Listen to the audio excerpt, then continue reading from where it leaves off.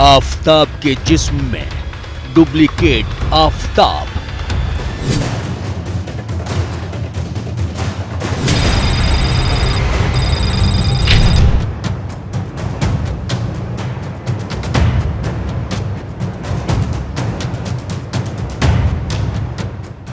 कसाई बॉयफ्रेंड की drama dose से पुलिस फेल।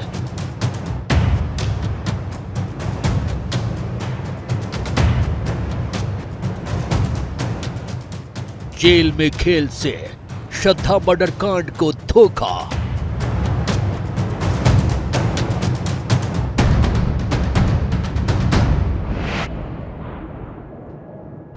आफताब के डबल किलर ब्रेन का प्रपंच। उसका दिमाग कंप्यूटर से भी तेज चलता है। पुलिस उसे घेरने के लिए जब भी कोई दाव खेलती है तो वो बचने के लिए पहले से ही तैयार रहता है। कहानी श्रद्धा के बॉयफ्रेंड आफताब की है। वही आफताब जो जेल की सलाखों में कैद है, लेकिन इसके बावजूद उसकी शातिर चाल पर ब्रेक नहीं लग पा रहा है। और अब सामने आई है आफताब के डबल किलर ब्रेन की वो दास्तान जिसने सभी को हैरान कर दिया है।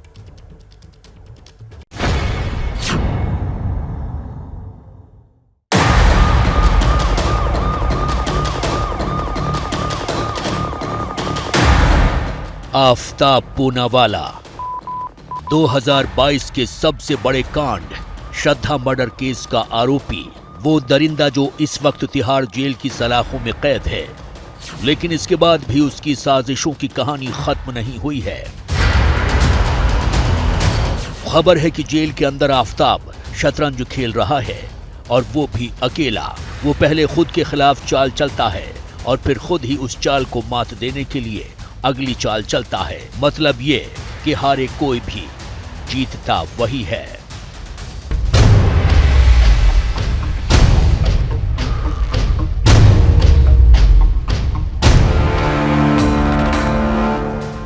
सलाखों के पीछे शतरंज के खेल में हर बाजी जीतने वाला आफताब कुछ इसी तरह दिल्ली पुलिस के दिमाग से भी खेल रहा है।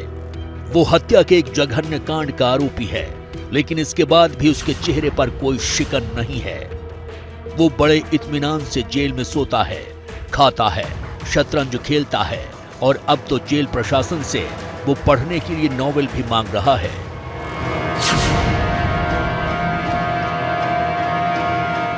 सवाल है कि क्या आफताब को अपने किए का कोई भी अफसोस नहीं है, या फिर उसे इस बात का भरोसा है कि वो अपनी चाल से श्रद्धा मर्डर कांड के हर सबूत को धोखा दे देगा।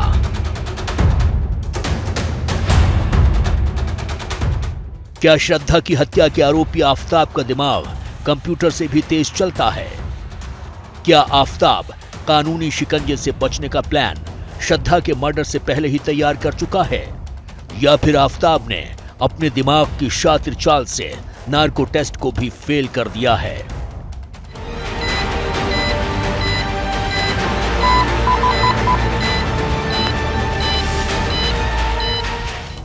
सवाल है कि क्या आफताब शतरंज की माहिर चाल की तरह ही श्रद्धा मर्डर केस में भी साजिशों की चाल चल रहा है, और क्या आफताब की उस चाल में फंस गई है दिल्ली पुलिस? बात हैरान करने वाली है, लेकिन टाइम्स ऑफ इंडिया में छपी रिपोर्ट के मुताबिक आफताब पूनावाला ने नार्को टेस्ट के दौरान डॉक्टर और मनोवैज्ञानिकों को गुमराह करने की कोशिश की। यही नहीं, वो नार्को टेस्ट में पूछे गए सवालों का रिहर्सल कर चुका था। मतलब नार्को टेस्ट के दौरान आफताब से बेहोशी की हालत में जो सवाल पूछे गए, उसके जवाब आफताब के दिमाग में पहले से फिट थे। क्या आफताब के शातिर दिमाग के सामने नार्को टेस्ट भी फेल हो गया? अखबार में छपी खबर पर यकीन करें तो कहानी बेहद चौंकाने वाली है। और सवाल ये कि क्या कोई शख्स नार्को टेस्ट को भी झांसा दे सकता है? जिस नार्को टेस्ट को सच उगलने वाली मशीन कहा जाता है, जिस टेस्ट के बारे में यह कहा जाता है कि बड़े से बड़ा अपराधी भी उसमें झूठ नहीं बोल पाता है, क्या श्रद्धा के किलर बॉयफ्रेंड आफताब ने उसका भी तोड़ निकाल लिया है? सवाल है कि क्या नार्को टेस्ट फुल प्रूफ नहीं है? क्या नार्को टेस्ट से भी बचने का रास्ता है?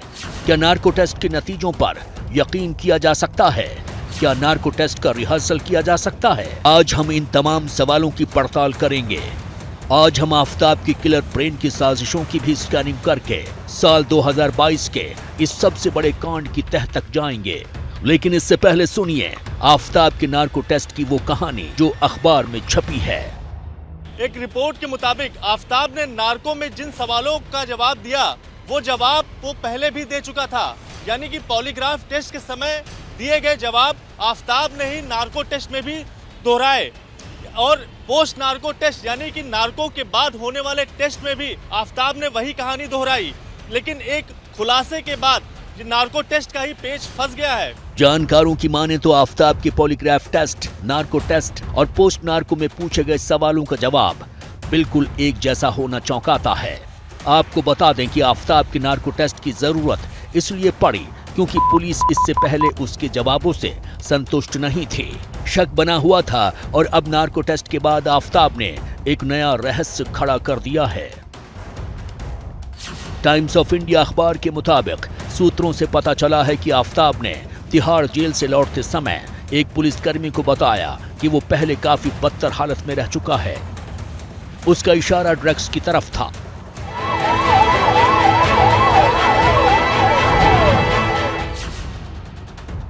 आफताब ने पुलिस को बताया कि वो दिल्ली में नया था और उसे ठीक से याद नहीं है कि उसने श्रद्धा के शव के टुकड़े कहां फेंके थे। आफताब को ड्रग्स की लत थी। अगर ये सच है तो ये बात नार्को टेस्ट के लिहाज से काफी अहमियत रखती है।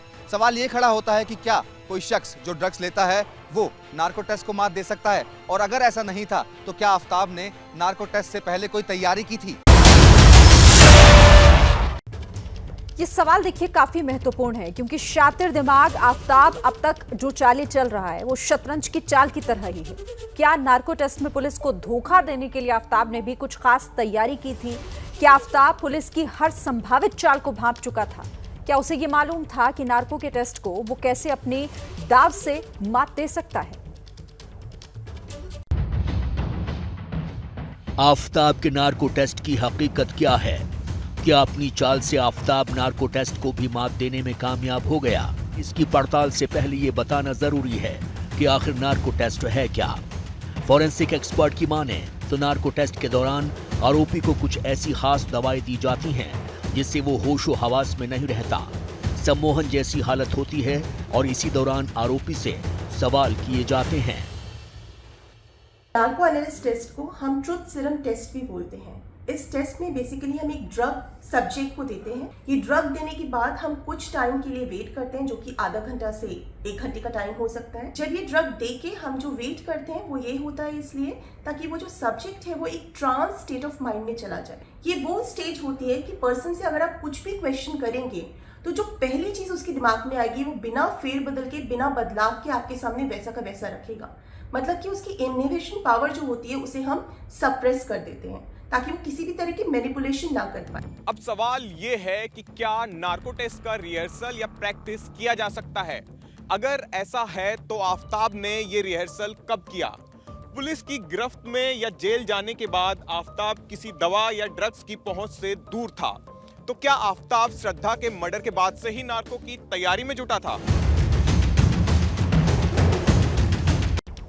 कई सवाल हैं और सवाल यह भी कि क्या आफताब भी श्रद्धा मर्डर कांड में पुलिस की हर चाल की गणना कर चुका था? क्या आफताब को यह मालूम था कि पकड़े जाने पर पुलिस उसका नार्को टेस्ट कराएगी? और क्या पुलिस के दिमाग से खेलने के लिए ही आफताब नार्को टेस्ट के लिए राजी हो गया था? सवाल यह भी है कि क्या आफताब नार्को टेस्ट को मात देने के लिए पहले से ही उसकी रिहर्सल कर चुका था? टाइम्स ऑफ इंडिया अखबार में आफताब और उसके नार्को टेस्ट की जो कहानी छपी है उसमें कहीं भी इस बात का जिक्र नहीं है कि आफताब ने नार्को टेस्ट का रिहर्सल किया तो कब किया। अगर मान भी लिया जाए कि उसने श्रद्धा के मर्डर के बाद इसकी तैयारी की थी, तो क्या नार्को टेस्ट की ऐसी कोई तैयारी हो सकती है? आखिर विशेषज्ञ इस पर क्या कहते हैं, अब आप ये भी सुन लीजिए। हो सकता है कि कुछ लिमिट तक वो झांसा देगा, पार्शियली झांसा देना मुमकिन है, पर अगर अब मैं ये कहूँ कि बिल्कुल ही कारगर नहीं रहेगा टेस्ट ऐसे लोगों पे, या वो पूरा ही मैनिपुलेट कर सकता है, तो ये चीज बिल्कुल गलत होगी। नार्को टेस्ट में जिन दवाओं का इस्तेमाल किया जाता है हम उसका ब्यौरा नहीं दे सकते, लेकिन फॉरेंसिक एक्सपर्ट बताते हैं कि नार्को टेस्ट के लिए पूरी तैयारी की जाती है। आरोपी की हेल्थ पूरी डिटेल ली जाती है और सबसे बड़ी बात ये कि नार्को टेस्ट के लिए आरोपी को कौन सी दवा कितनी मात्रा में दी जाए, इसका सबसे ज्यादा ख्याल रखा जाता है। थोड़ी सी भी गड़बड़ी से नार्को टेस्ट फेल हो सकता है या आरोपी की जान खतरे में पड़ सकती है। नार्को टेस्ट करते वक्त एक चीज का बेहद ध्यान रखना पड़ता है कि इसकी डोसेज कितनी है, क्योंकि कम डोसेज पे पर्सन उस स्टेट में जाए ना जाए वो फिर भी एक तरह से कंट्रोलेबल चीज है, पर अगर डोज ज्यादा हो गई तो उस केसेस में पेशेंट जो है वो कोमा में भी सिंक कर सकता है। तो इसकी दवा का डोज का बहुत ही एहतियात से इस्तेमाल करना चाहिए, इसीलिए एनेस्थीशियस्ट जो होते हैं वो इसी चीज़ का डिसीजन मेकिंग करेंगे।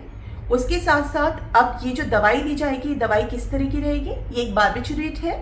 बार्बिटूरेट में भी हम लोग बहुत ही स्पेसिफिक कुछ ड्रग्स का यूज करते हैं। फॉरेंसिक एक्सपर्ट या डॉक्टर्स को ही नार्को टेस्ट की पूरी डिटेलिंग मालूम होती है, तो क्या आफ्ताब ने नार्को टेस्ट में कोई महारत हासिल कर ली थी?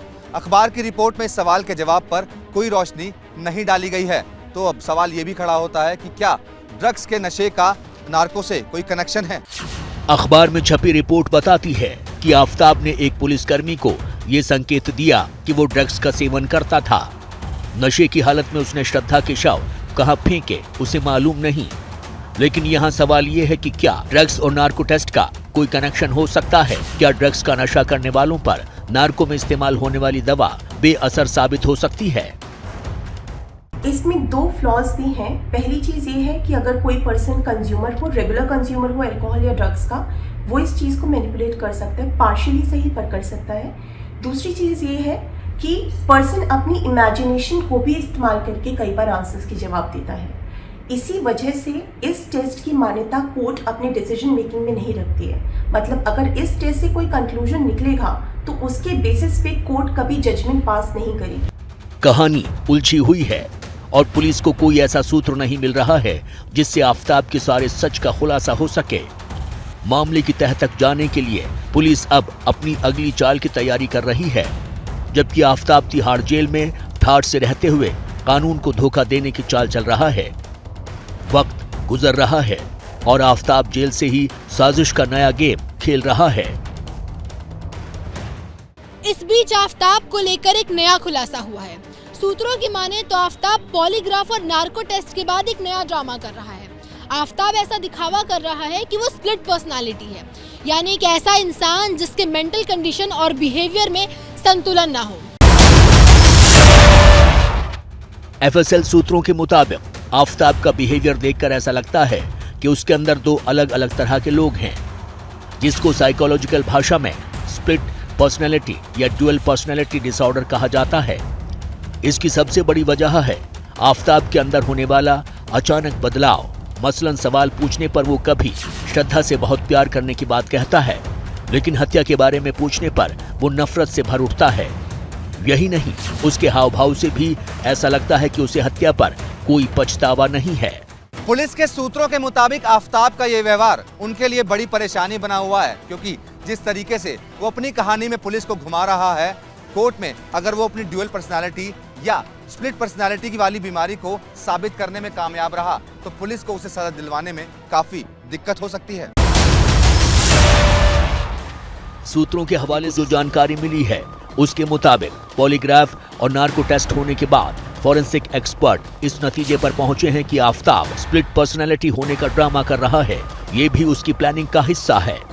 उसने प्लानिंग के मुताबिक ही ना तो पॉलीग्राफ टेस्ट करवाने से इनकार किया और ना ही नार्को टेस्ट के लिए फॉरेंसिक एक्सपर्ट की माने तो ऐसा कम ही देखा गया है कि कोई अपराधी कत्ल के मामले में बिना किसी झिझक के इतना सहयोग करे। फिलहाल पुलिस के पास सिवाय परिस्थितिजन्य साक्ष्यों के अलावा कोई ऐसा ठोस सबूत नहीं है जिससे वो आफ्ताब को फांसी की सजा दिला सके।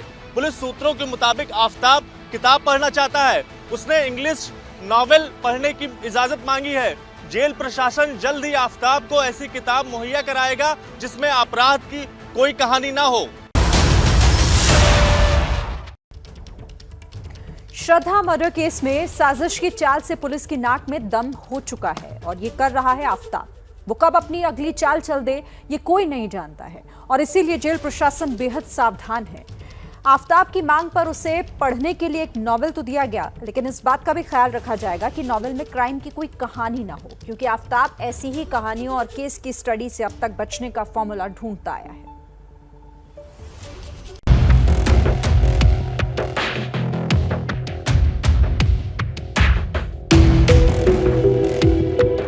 दो 2022 के सबसे बड़े कांड श्रद्धा मर्डर केस की तहकीकात में पुलिस को अभी तक जितनी भी जानकारी मिली है, वो सारी जानकारी यही बताती है कि दरिंदे आफताब के दिमाग में साजिश की एक दो नहीं बल्कि सैकड़ों चालें हैं।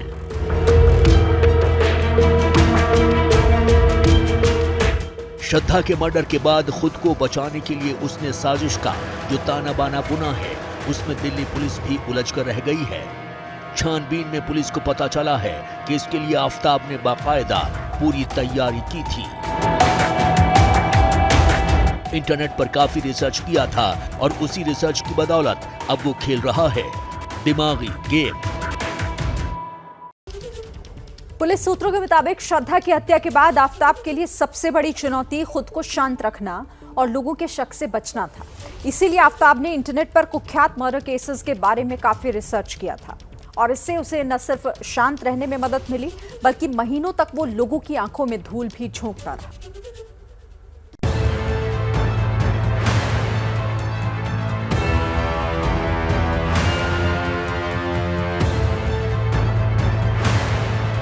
पुलिस सूत्रों के मुताबिक श्रद्धा की हत्या के बाद आफताब ने इंटरनेट पर मर्डर के चर्चित मुकदमों के बारे में खूब पढ़ा था। ऐसा उसने इसलिए किया था ताकि वो ये समझ सके कि हत्या के बाद कोई कातिल बचने के लिए क्या क्या हथकंडे अपनाता है। केस के दौरान किसी के हाव भाव और व्यवहार से कैसे जांच पर असर पड़ता है, ये जानने के लिए आफताब ने हॉलीवुड सेलिब्रिटी जॉन डेप और अम्बर हर्ड के तलाक के मामले पर भी रिसर्च किया था। आफताब ने नेट पर यह भी सर्च किया था कि मर्डर के बाद किसी की लाश को कैसे ठिकाने लगाए और खून के धब्बों को साफ करने के लिए कौन से केमिकल का इस्तेमाल करना चाहिए। पुलिस सूत्रों के मुताबिक आफताब को पता था कि एक न एक दिन श्रद्धा मर्डर का खुलासा तो होगा ही और वो पकड़ा जाएगा। तब वो खुद को कैसे बचा सकता है, इसके लिए उसने इंटरनेट पर अलग अलग तरह की स्टोरी पढ़ी थी और खुद को पुलिस के जाल से बचने के लिए पूरी तरह से तैयार कर लिया था। श्रद्धा के मर्डर के बाद आफताब ने डेटिंग ऐप के जरिए जिस लेडी डॉक्टर से दोस्ती की थी और उसे अपने छतरपुर के फ्लैट पर बुलाया था, उसने भी पुलिस को ये जानकारी दी है कि आफताब एकदम नॉर्मल और खुश दिखता था। आफताब की चाल ढाल और रहन सहन को देखकर कोई भी ये नहीं कह सकता था कि वो एक हत्यारा है। ऐसा दरिंदा जो अपनी लिव इन पार्टनर के शव के टुकड़ों को फ्रिज में रखकर दूसरी लड़की से डेटिंग कर रहा था और अब जिस तरह से श्रद्धा मर्डर कांड में पुलिस को धोखा देने के लिए आफताब के नार्को टेस्ट के रिहर्सल के साथ ही खुद को ड्यूल पर्सनैलिटी या स्लिप्ड पर्सनैलिटी साबित करने की साजिशों की कहानी सामने आई है, वो और भी चौंकाती है। सवाल है कि क्या अपनी लिव इन पार्टनर को बेरहमी से मारकर उसकी लाश को 35 टुकड़ों में ठिकाने लगाने वाला आफताब अपनी चाल से कानून को भी मात दे देगा या उसे मिलेगी उसके किए की कड़ी से कड़ी सजा। जैसे ही घड़ी का काटा दोपहर 2:30 पे आए, बबीता जी का दिल सास बहू साजिश के लिए मचल जाए। और ये है इनकी बहू, पूरे दिन ऑफिस की टेंशन हो जाए गॉन जब ये करें अपना फेवरेट शो फ्री टाइम पे ऑन। इनकी तरह आप भी देखें अपना फेवरेट शो अपने टाइम पर और डाउनलोड कीजिए एबीपी लाइव ऐप अपने स्मार्ट टीवी पर।